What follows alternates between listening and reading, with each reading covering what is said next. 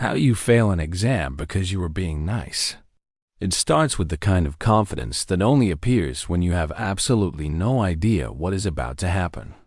You walk into math class with 2 pencils, 1 eraser, a calculator, and the facial expression of someone who studied for almost 20 minutes longer than usual. This is not genius confidence. This is enough confidence. You know the formulas. You sort of know the formulas. You know where the formulas are supposed to be in your brain, and that feels close enough. The classroom is quiet in that scary exam way where even the air feels like it has to raise its hand before moving. Everyone is doing last-second preparation. One person is flipping through notes so fast the pages are making wind. Another person is praying over a pencil. Somebody in the back is whispering to their calculator like it is a tiny electronic therapist. And you are calm. Too calm. Your calculator is on your desk like a trusted sidekick. You charged it. You checked the batteries. You even cleared the weird drawing you made with the graph function last week. For once, you are not the problem. Then your seatmate, Daniel, leans over. Daniel has the face of a person who just remembered breathing is manual. He whispers, bro. You already hate the whisper. Nobody whispers, bro, during an exam unless a small emergency has entered the room. You whisper back, what? Daniel says, I forgot my calculator. You look at him. Then, you look at the exam paper the teacher is placing on the front desk. Then, you look back at Daniel. There are moments in life where you can feel a decision becoming important while it is still dressed like a small favor. This is one of those moments. Daniel says, please, I only need it for the first page. The first page. That is what he says. Like calculators are snacks. Like you can just pass one around and everyone takes a little bite. You should say no, not because you are mean. Because this is math. Math is already trying to hurt you without adding charity work. But Daniel looks desperate. The teacher says, calculators out. Daniel has nothing. He places both hands on his empty desk like he is presenting evidence of his own failure. And something inside you stands up wearing a cape. You slide your calculator toward him. Not dramatically, but it feels dramatic. In your mind, the music starts. You are not just lending a calculator. You are saving an academic life. Daniel grabs it like you handed him water in the desert. He whispers, thank you. I owe you. You nod like a mature person, like a leader, like someone whose kindness will definitely not become the reason they stare at a failing grade later. The exam begins. For the first few minutes, you work without the calculator. You tell yourself this is fine. Real mathematicians did not have calculators. Ancient people built pyramids with ropes and shadows. Surely you can survive question 1. Question 1 asks for a decimal. You immediately miss technology. You glance at Daniel. Daniel is locked in. Not regular locked in. Ancient monk studying forbidden knowledge locked in. His hand is moving. His calculator, your calculator, is clicking like it has found purpose. You wait. 1 minute, 2 minutes, 3 minutes. Daniel said first page. But apparently Daniel's first page is a spiritual location, not a physical one. You whisper Daniel. He does not hear you. He is inside the numbers now. You whisper again, slightly louder. Daniel holds up one finger without looking at you. One finger. Like he is the surgeon, and you are interrupting the operation. The teacher looks up. You pretend to cough. This is your first mistake. Your second mistake was the kindness. Your third mistake is believing the universe keeps score fairly. Finally, Daniel slides the calculator back. You catch it with relief. There it is. Your sidekick has returned from war. You do not check anything. Why would you? It is your calculator.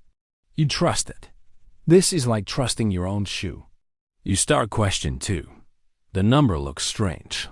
Not impossible strange. Just slightly cursed.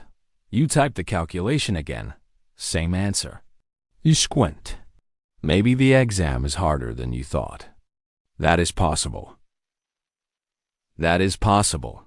Your studying was mostly you reading examples and saying, yeah, I get the vibe. You move on. Question 3 also gives a weird answer. Question 4 gives an answer that looks like a phone number. Question 5 produces something with too many decimals, like the calculator is trying to confess. You feel the first drop of panic, not full panic, just a tiny opening act.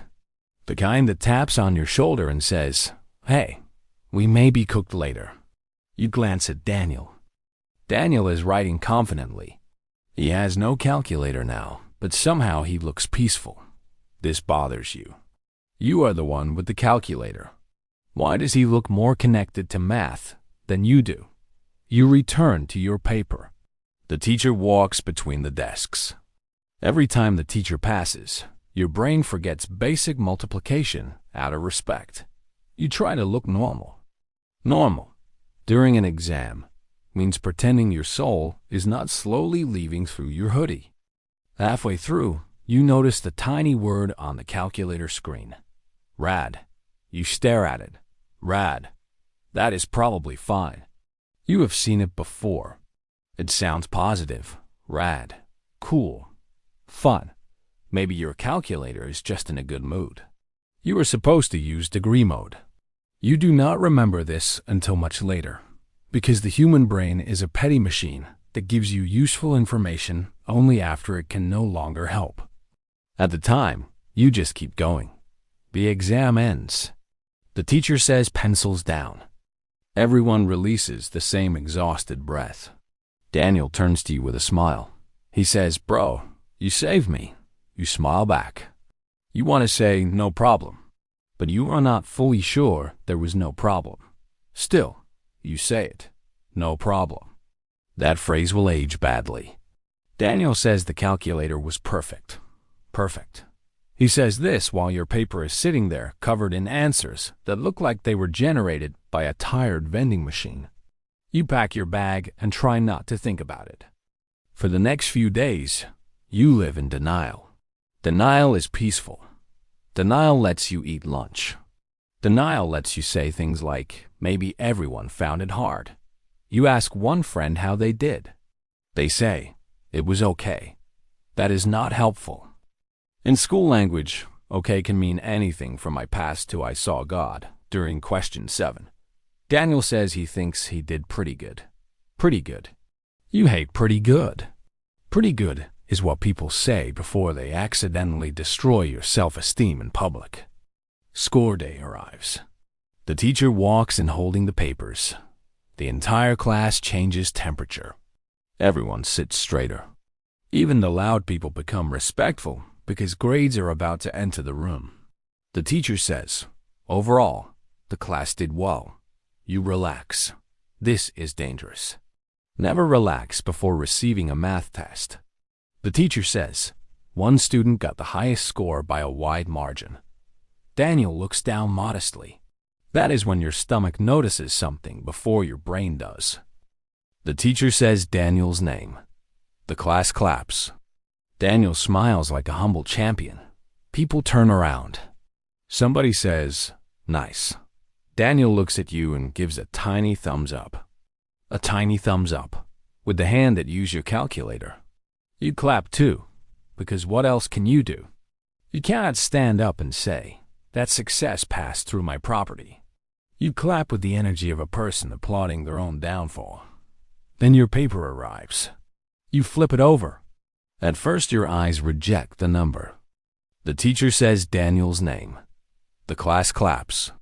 Daniel smiles like a humble champion. People turn around. Somebody says, nice. Daniel looks at you and gives a tiny thumbs up. A tiny thumbs up, with the hand that used your calculator. You clap too, because what else can you do? You cannot stand up and say, that success passed through my property. You clap with the energy of a person applauding their own downfall.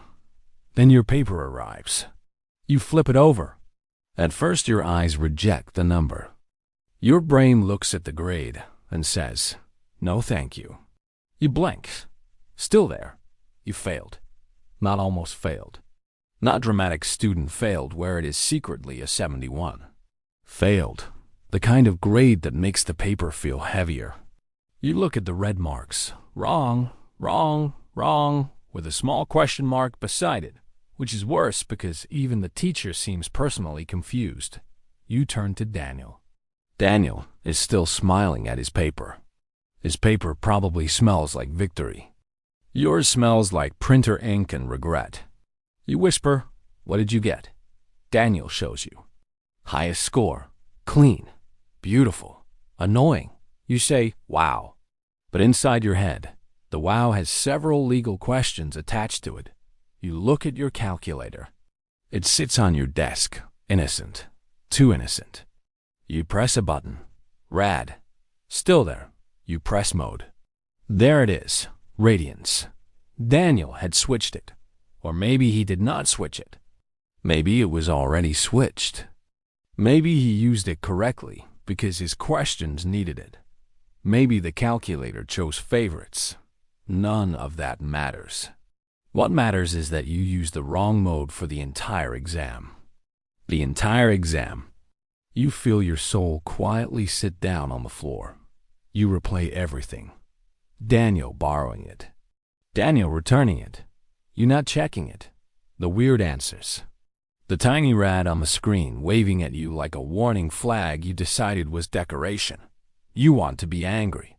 But anger needs a clear target. Daniel did not steal your answers. He did not sabotage you. He borrowed your calculator, returned it, and became the main character of academic success. You sabotaged yourself with trust, speed, and a complete refusal to read 3 letters.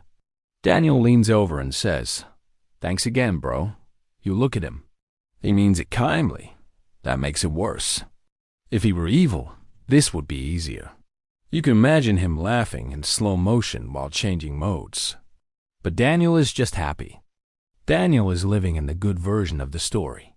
In his version, a friend helped him during a crisis and he worked hard. In your version, you donated your calculator to success and received failure as a receipt. The teacher starts reviewing answers. Question by question, the truth gets louder. Every time she says degrees, your calculator screen burns into your memory. Degrees. Degrees. You were in radians. You were not taking a math test. You were communicating with the moon. Your friend Maya looks at your paper and whispers, "What happened?" You say, "Calculator betrayal." She says, "Calculators do not betray people." You say, "That is what they want you to think."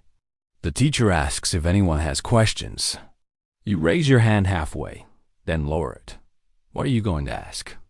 Can kindness be regraded? Is there partial credit for being a decent person? If a calculator helps 2 students but only 1 survives, is that a school policy issue? You say nothing. After class, Daniel is surrounded by people asking how he studied. He explains calmly. He says practice questions, sleep, checking modes, checking modes.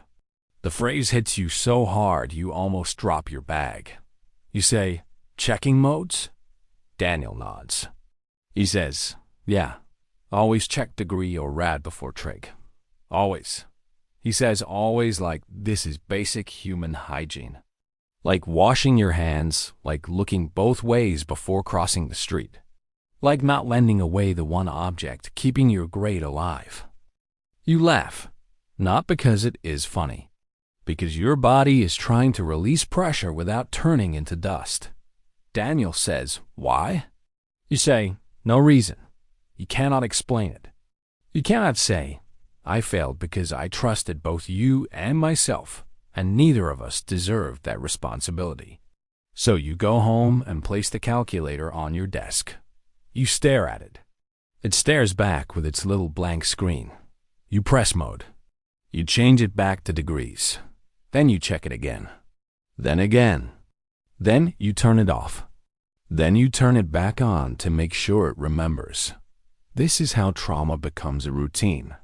The next week, someone else forgets their calculator. They turn around and ask if anyone has an extra. The room goes quiet. Your hand moves toward your bag. The old heroic feeling wakes up. The cape appears. The music starts. Then you remember Daniel's thumbs up. You remember the red grade. You remember RAD. You slowly place both hands on your calculator, like a security guard protecting a celebrity. You say, "Sorry, I need mine."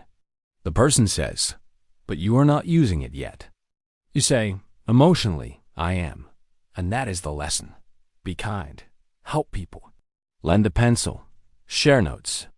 Explain a formula if you actually understand it, which is already rare and should be celebrated. But during exams, your calculator is not a community resource. It is a life support machine with buttons. And if you ever do lend it, check the mode when it comes back. Check the mode before every question. Check the mode before you sleep. Because one tiny setting can turn you from generous hero into the person clapping for the guy who used your calculator to beat you. And that is how you learn the hardest math lesson of all. Sometimes the real answer was not X, it was degree mode.